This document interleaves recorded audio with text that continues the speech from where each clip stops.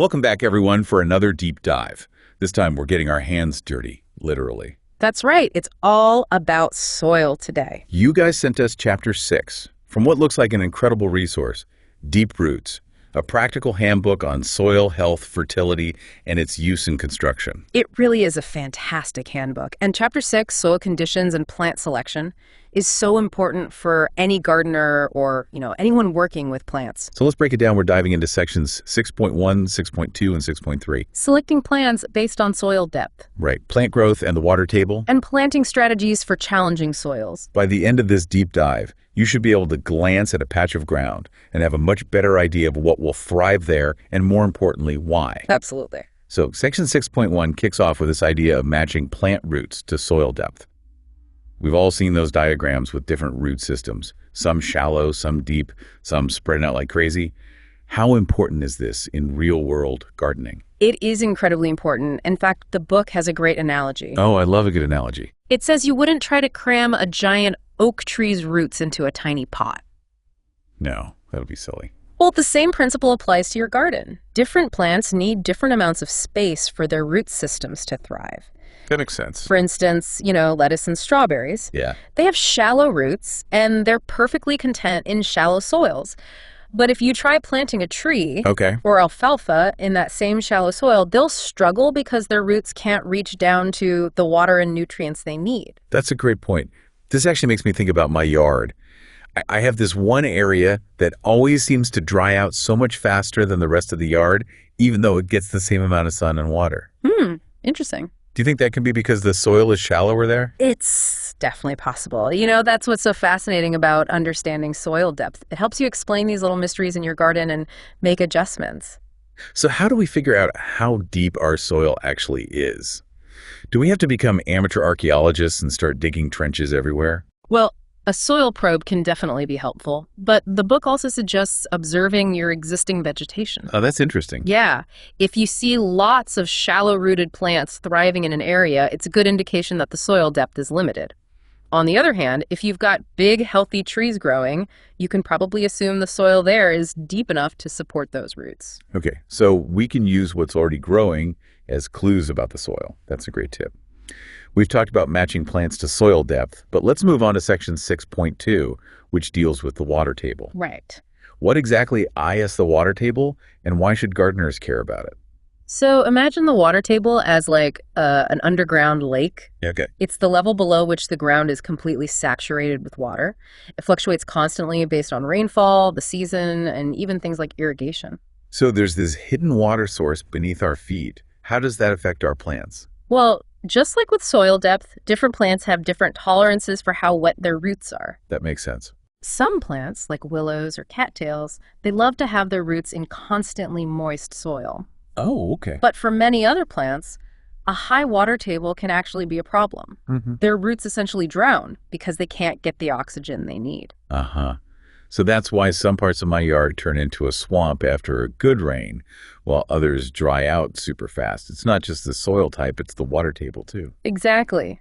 And on the other hand, if you have a low water table, you're going to need plants that are drought tolerant. Their roots need to be able to reach deep down to access that moisture.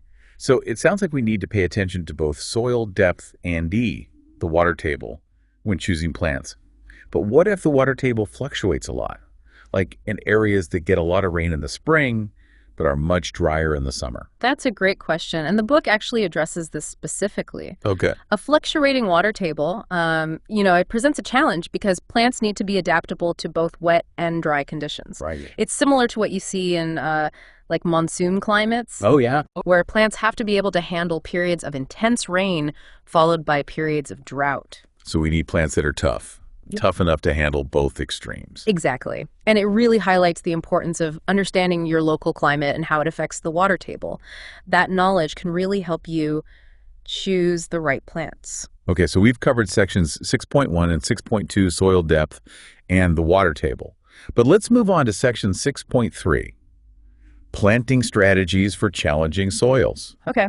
I think we've all encountered those problem areas in our garden. Oh, absolutely. The soil that's either rock hard or a soggy mess. Yeah, the book offers some great advice for dealing with these less than ideal situations. I'm all ears. It starts by acknowledging that poor drainage is a common enemy for many gardeners. Oh, tell me about it. My clay soil turns into a brick after it rains, and then it takes forever to dry out. I know the feeling, but the book actually suggests a couple of interesting approaches. Oh. The first one is to, well, embrace the wetness. Believe it or not, there are quite a few plants that actually prefer to have their roots in consistently moist soil. So instead of fighting the soil, you can work with it. So if you can't beat them, join them. I like it. Right. And the second approach is to create what's called a bioswale. It's kind of like, a landscape-level drainage ditch, but instead of just being an empty trench, it's planted with specific vegetation that helps filter and slow down runoff. That's pretty cool. So you're tuning a problem area into a functional A&D, beautiful part of the landscape. Exactly. And bioswales are becoming increasingly popular in urban areas. They help manage stormwater runoff and add some greenery to the cityscape. So we've talked about working with poor drainage, but what about those areas where the soil is just plain tough to grow anything in? Whether it's compacted, rocky, or lacking nutrients, there's got to be a way to make these spots more hospitable, right? Absolutely. And for these kinds of situations, the book really emphasizes the importance of native and adaptive plants. Native plants are those that have evolved to thrive in your local conditions. They're adapted to the soil type, the climate, everything. So they tend to be low maintenance and can handle conditions that would make other plants wilt.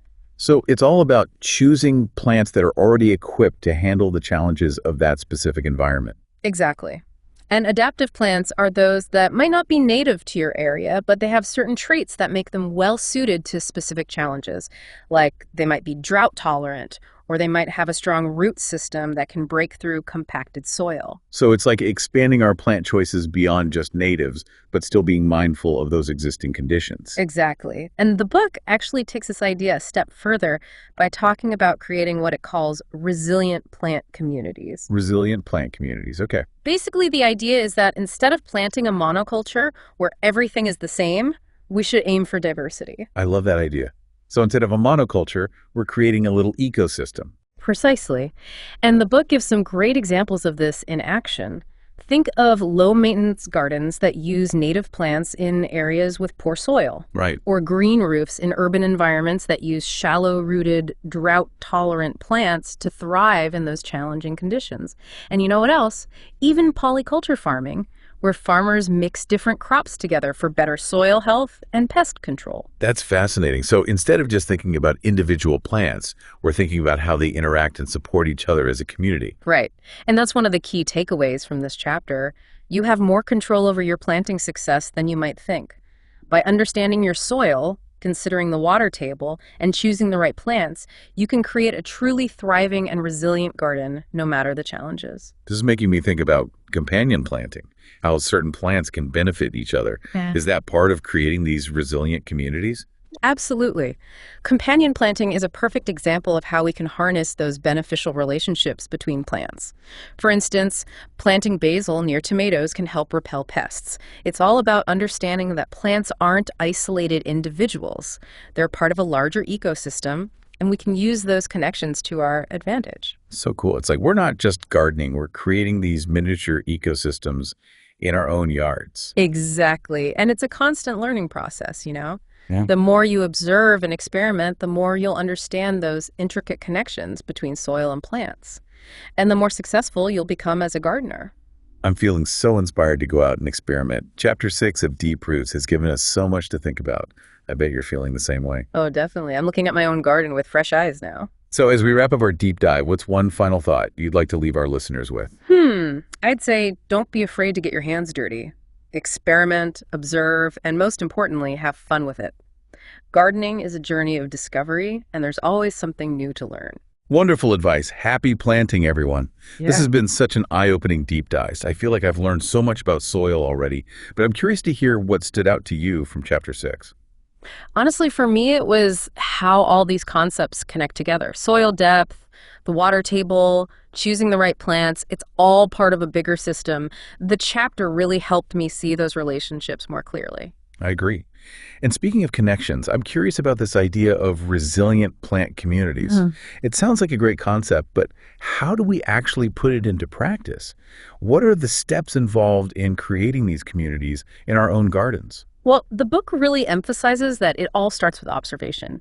You really need to understand your site, its soil types, microclimates, the existing vegetation. Think of it like you're a detective gathering clues about what will thrive in that specific environment. So we're playing detective in our own backyards. Exactly. And once you've gathered those clues, then you can start thinking about plant selection. Remember, diversity is key. Instead of planting a monoculture where everything's the same, you want a mix of plants with different root depths, growth habits, and nutrient needs.